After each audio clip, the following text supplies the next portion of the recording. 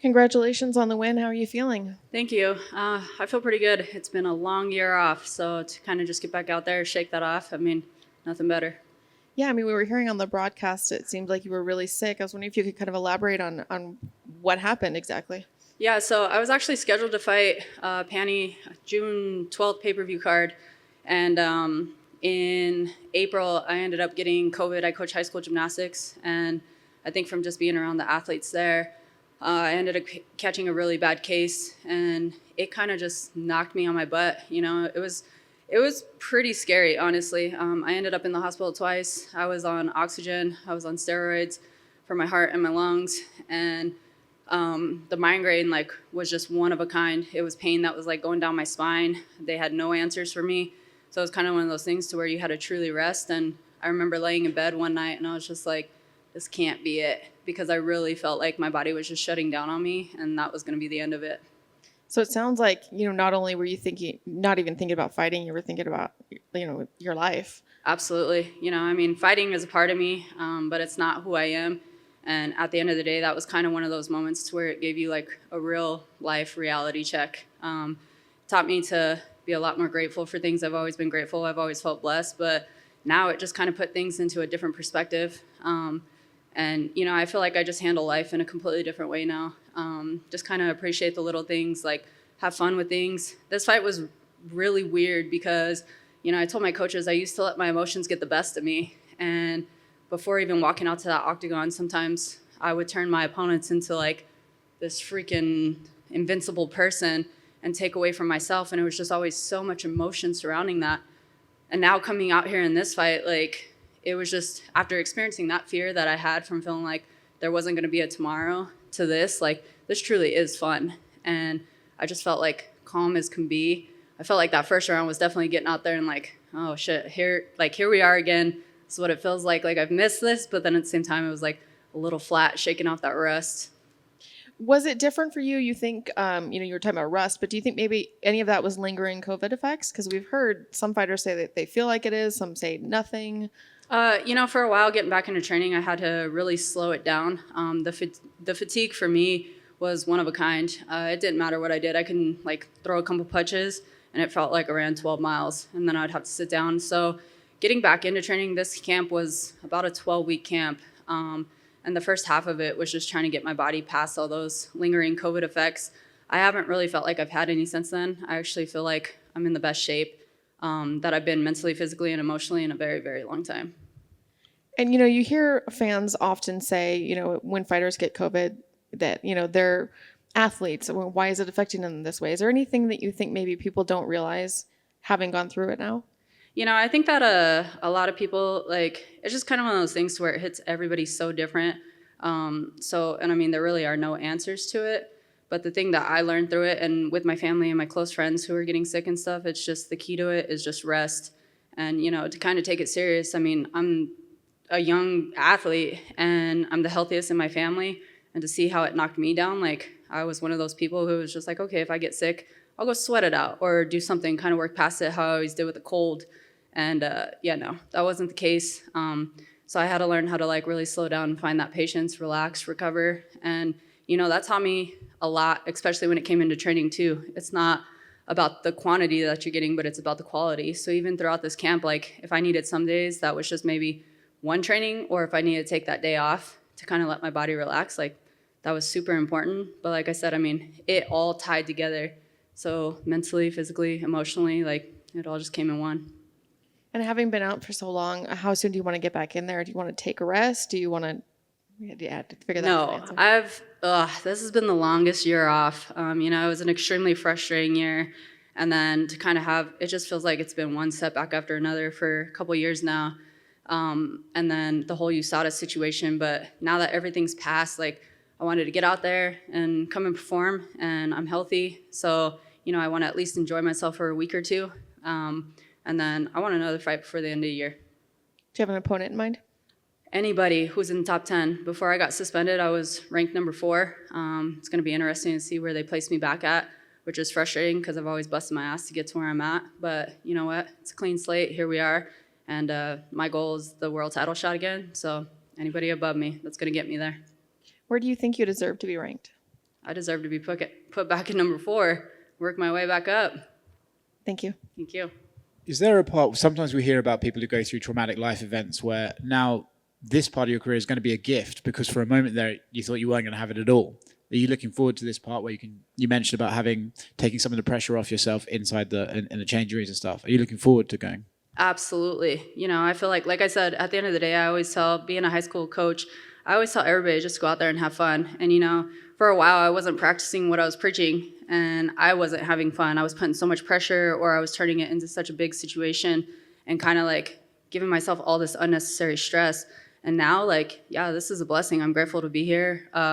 It's a 1% of the population who gets to do this. And, I've had a lot of accomplishments throughout my career. And now, like I said, I'm truly just grateful and I just want to have fun again. You mentioned turning your opponents into these invincible people. Do you think this new mindset and not doing that will benefit you in the cage? Absolutely. Absolutely. At the end of the day, we're both people. We all eat the same way, sleep the same way, get dressed the same way. And, for a while, I lost sight of the athlete that I am and the abilities that I have. So now it's just about focusing on myself again and being the best version that I can be. Congrats on the win. Thank you. Just to clarify, because I want to make sure, I know the broadcast said, I think they said that you were on a ventilator, but you said oxygen. You just got oxygen. You weren't on a ventilator, correct? Yeah, no, I wasn't on a ventilator. Okay, that's what I thought, because there's a big difference between the two. Yeah, no, it didn't go that far. But yeah, no, I had the oxygen and steroids for my lung inhaler, all that stuff. And I know a lot of times, being in the hospital room, you're just sitting there to your thoughts. But what's unique about this fight game is a lot of it's mental, the mental side. So while you're in there, were you able to thinking about fighting and thinking about what you want to do differently, did that help pass the time? And was that a constructive way to spend that time when you were there? Because you're kind of forced to your thoughts? Yeah, to say the least. I think at that moment in time when I had nothing to do but lay around, it was extremely frustrating because I was sick for over 31 days and having to lay in bed and just kind of go through it. I spent so much time talking to my coaches, spent time talking to my family, everybody was FaceTiming me, and then I obviously had to spend a lot of time to myself. I didn't want anybody around me. And, just thinking about a lot of things, it really does just put life into perspective for you. Outside of fighting or being an athlete or the goals that I have, the things that I want to accomplish, when I want to get there. So it's just I really felt like I had the opportunity to kind of break myself down, think about things, and then when I got that opportunity to get back out there, just make the best of every situation. And I have to think that that's had to put quite a financial burden as well. I mean, so you probably want to get pretty active as well, but I imagine 31 days or whatever in the hospital, that had to be a pretty large bill, unfortunately, huh?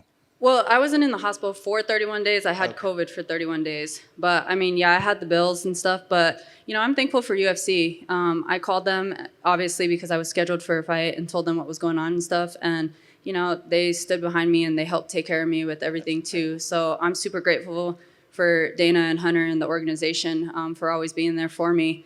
But, at the end of the day, obviously, I'm financially smart with all my money and got a lot going for myself. But obviously, this is my career. And so, yeah, I was eager to get back out here, make some more money, have some more fun, and, start the next chapter. And when you face something like that, especially the life and death, the motivation to get back into the gym is probably not an issue anymore, huh? Not at all. There was no question. My coaches, they sat there and they were like, this is the most disciplined we've seen you. This is the most, as far as, my nutrition, most dedicated, most disciplined.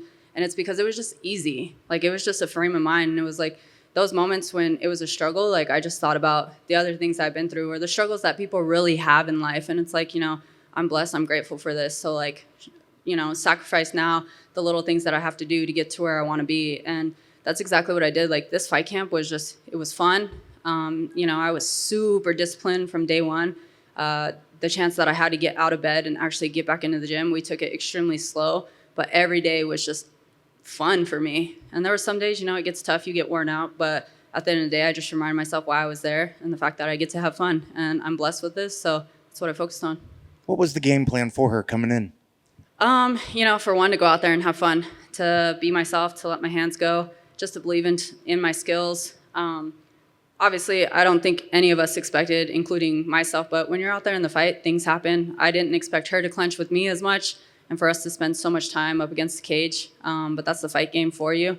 It was pretty much just, believing in my skills, whether it was stand-up, whether it was wrestling, or whether it was going to the ground. And so... And would it be frustrating if you didn't get that number immediately after your name, after this fight, if you had to take another fight, or, is it just one of those things that, I know you want to be up the ranked where you left as well, but is a ranking as important as it used to be, having gone through what you went through?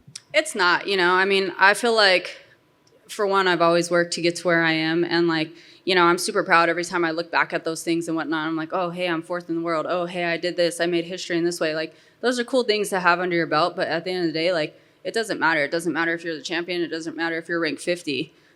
We're all here for a reason, and I'm a person who loves challenges, but my ultimate goal is obviously that world title shot. I do want to climb, but that can happen from going out and fighting a girl who's making her debut and putting on a highlight performance, and then all of a sudden you're fighting for the world title shot. So that doesn't really matter to me. But at the end of the day, if you want to look at it and people who do care about the stats and the records and everything else, sure, whatever. Congrats on the victory. Thank you. Welcome back, Raquel. Congrats on getting that win. It was good to see that brilliance where you were able to outwork your opponent, being a young veteran. Rate your performance, please, from a scale of 1 to 10. I would probably have to rate that just because there was moments in there where I actually started letting my hands go, and as soon as I connected that right hand, I was like, oh, and I started feeling like a shark going after blood. And so that's something fun that I just unlocked in myself. But that performance is not what I expected for myself this go around.